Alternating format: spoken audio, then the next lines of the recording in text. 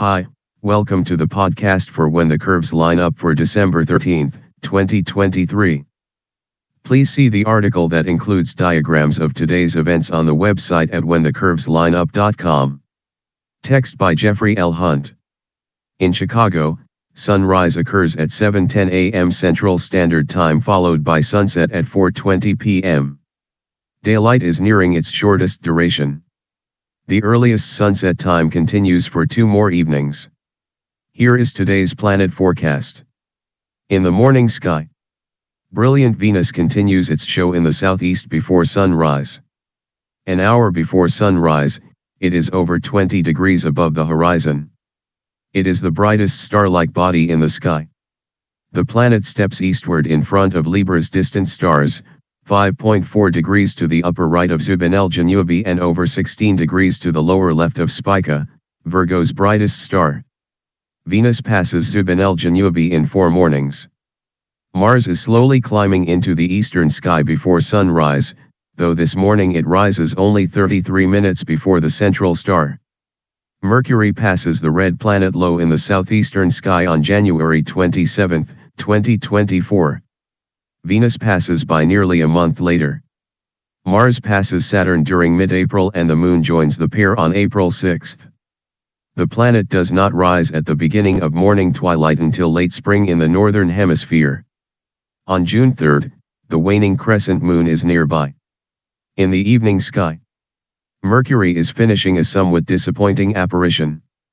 It appears low in the sky during evening twilight.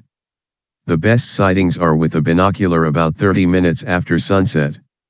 It is retreating into evening's brighter light and fading in brightness. At sunset this evening, it is less than 10 degrees above the southwest horizon. 30 minutes later, it is over 5 degrees above the horizon. Tomorrow evening the thin crescent moon is about the same altitude, height above the horizon, as Mercury. The lunar orb is over 11 degrees to the upper left of the planet, too far away to fit into the same binocular field of view, but it indicates the planet's approximate location.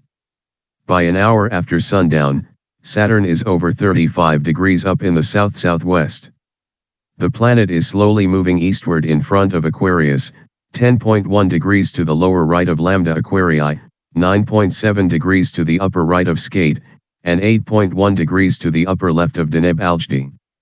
The ringed wonder is nearly 20 degrees to the upper right of Fomalhaut, that is slightly dimmer than the planet.